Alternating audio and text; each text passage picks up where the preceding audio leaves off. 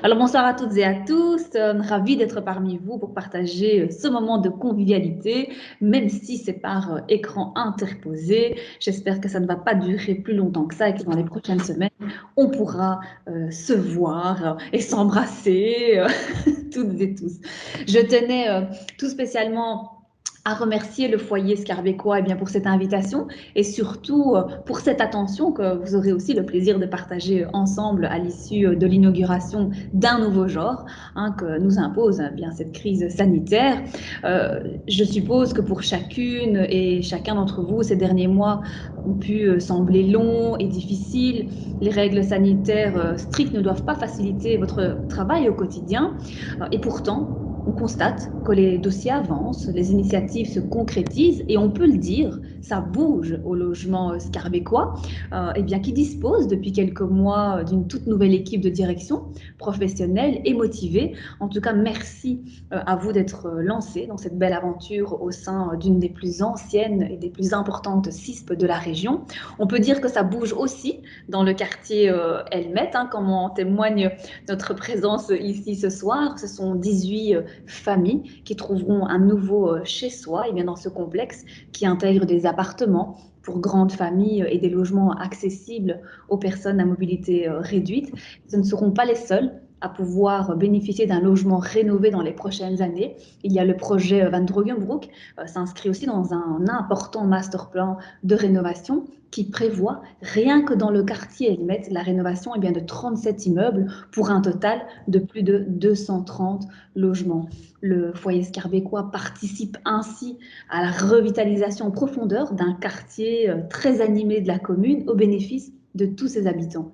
Pour le foyer scarbécois, ce sont nombreux projets de rénovation qui sont en cours et à venir et ne se limitent pas à la revitalisation du bâti. Ils représentent autant d'opportunités pour revitaliser le lien social entre locataires sociaux, mais aussi pour dynamiser leur interaction avec l'ensemble du quartier. Je pense notamment au projet Corbeau, où l'ancienne bibliothèque a fait place à 9 logements spécialement aménagés pour accueillir des personnes âgées. On a fait une inauguration aussi via vidéo. C'était assez sympa, je dois dire, le résultat final. Et c'est un projet solidaire qui permet à ces personnes âgées de garder toute leur autonomie et de bénéficier d'un accompagnement social individualisé assuré par l'ASBL, le métissage, des projets sociaux et communautaires, comme celui-ci, ont plus que jamais besoin dans ce quartier. Et je tenais tout spécialement à vous remercier de placer ainsi aussi nos aînés au centre de vos préoccupations. Vous l'avez aussi compris mieux que quiconque, du sens, de l'accompagnement et du soutien. Vos locataires en ont le plus besoin, plus que jamais, dans le contexte très anxiogène que nous connaissons depuis plus d'un an maintenant.